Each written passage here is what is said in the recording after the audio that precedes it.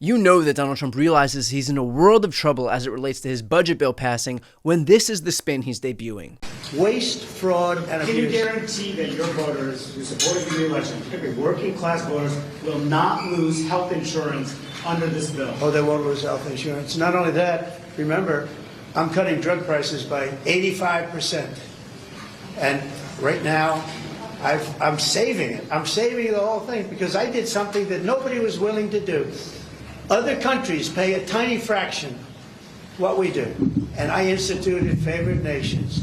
We're now going to pay the lowest in the world. We're going to be the equivalent of the lowest country in the world. That's Donald Trump claiming that his supporters, quote, won't lose health insurance, which should come as a surprise to reality, which is that a staggering 13.7 million Americans stand to lose their health coverage if Donald Trump's budget actually gets passed. According to the bipartisan Joint Economic Committee, cuts to Medicaid and the Affordable Care Act would result in roughly 13.7 million people losing their health insurance by 2034. So I get that it's convenient for Trump to pretend that no one will lose their health coverage, but millions upon millions of Americans will. And he knows that, but this isn't about the truth, and it certainly isn't about protecting his voters. It is about selling them a bill of goods that ultimately protects the wealthiest Americans and getting that bill of goods passed by any means necessary. If that includes straight up gaslighting the very people who he's about to fuck over, then so be it. In fact, it would be nothing new for Donald Trump. He came into office in 2017 amid promises that he would deliver a middle-class tax cut that never materialized, an infrastructure law that never materialized, a jobs boom that never materialized, a healthcare plan that was cheaper and more comprehensive that never materialized. But you know what did materialize? A tax cut for millionaires and billionaires and corporations. Trump's entire MO is promising the world to his supporters and then delivering only for his wealthy donors. He did it then, and he's doing the exact same thing now. He then goes on to say that he's, quote, cutting drug prices by 85%. Right. Why not just say you're cutting by 99% while you're at it? I'm sorry, but anybody who thinks that drug prices are going to fall by 85% because Donald Trump wrote an executive order decreeing it like he's some royal overlord has no idea how this actually works. You know how you lower drug prices? You allow one entity, the government, to negotiate them down. It's called single payer, where the single payer in this instance is the government. It's a system that we don't have and that Republicans largely refuse to adopt. The reason that drug prices are cheaper in other countries is because they allow their governments to negotiate on behalf of all of their citizens. In America, though, it's every man for himself. And so no wonder we have high drug prices. We've got no bargaining power. And Big Pharma spends a shitload of money entrenching that very system.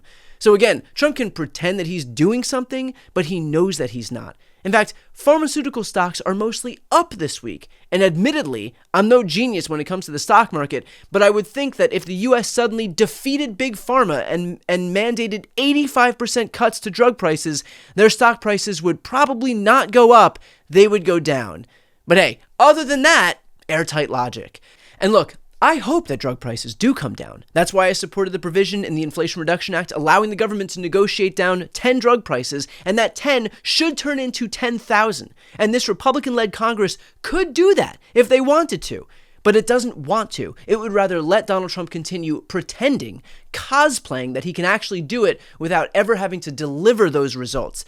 They are perfectly content to let their constituents be manipulated, lied to by Trump, while they themselves work for their real master, the millionaires and billionaires who fund their campaigns and desperately want their tax cuts. But then Donald Trump goes on. You campaigned on lowering the price of groceries. How will you justify cutting food assistance in this bill? Let me just tell you, the cut is going to give everybody much more food because prices are coming way down. Groceries are down. Eggs. You told me about eggs. You asked me a question about eggs my first week. You said eggs. I said, I just got here. Tell me about eggs. And it was going through the roof. You know that eggs now are way down. Everybody's buying eggs. Groceries down. Energy's down. Gasoline is now they're buying gasoline now for $1.99. Oh, cutting $230 billion from SNAP benefits is going to give more people food. Here I was thinking that when you cut funding, it means less money to fund those programs. But apparently, I was mistaken. You know what? Why don't we also cut military funding and get a stronger military? Why don't we cut healthcare funding and get more healthcare? Why don't we cut congressional salaries and they can make more money?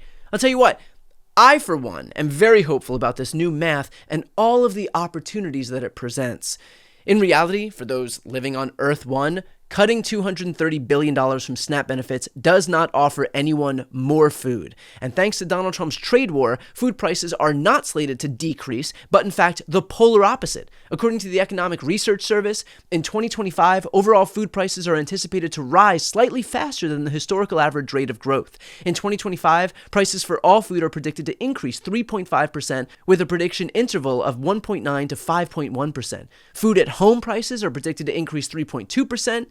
Food away from home prices are predicted to increase 3.8%.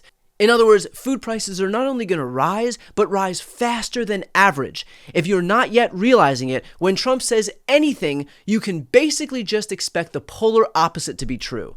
But still, he'll say it because the people around him are collectively too chicken shit to push back. In fact, far from offering any pushback, they genuflect at the altar of Donald Trump. And I think this was a tremendous session. You may want to say something. Yeah, it was a great meeting. The party is unified. The House Republican Conference is excited. Multiple standing ovations. They love this president. The people back home love what he's doing. It's historic, and everybody understands the scope and the meaning of this. If we do not accomplish this mission, every one of you, all the American people, are going to have the highest tax increase that you've ever had. And among the debt ceiling cliff that's approaching and all the other problems, this is the bill to do it. I think we're going to get it done, Mr. President. Multiple standing ovations? Well then, as long as Trump's sycophants and mouthpieces stood up and clapped for him, then I think our work here is done.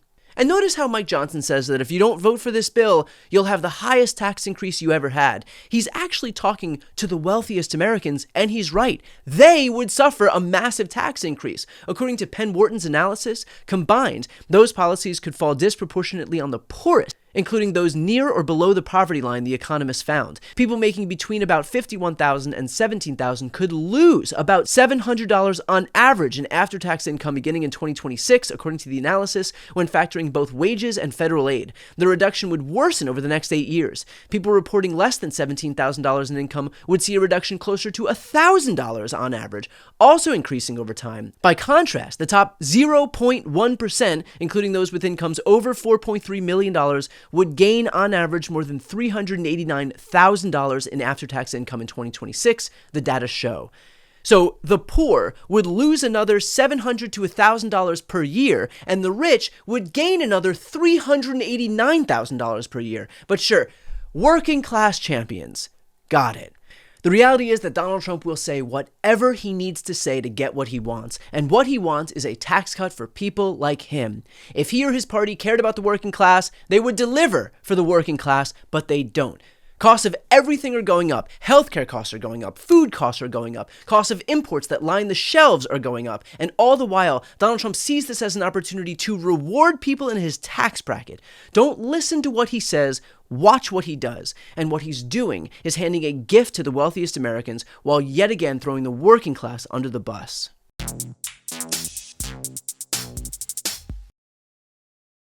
Before you go, if you enjoyed this content and you want to see more and support independent media, please subscribe to this channel. The subscribe button will be right here on the screen. But second, the reality is that we are now in a political environment where this administration can lean on any of the social media platforms to suppress certain voices if they don't like critical coverage. That means my longevity here is in the hands of a few tech billionaires who are already making it clear that they are willing to cater to this administration. To that end, signing up for my newsletter is a way for me to reach you directly if that ever becomes necessary. I'll put the link right here on the screen as well, so please sign up. It's free, but there's also an option to do a paid subscription if you'd like to support me and my team. I really appreciate it. Thanks so much for watching.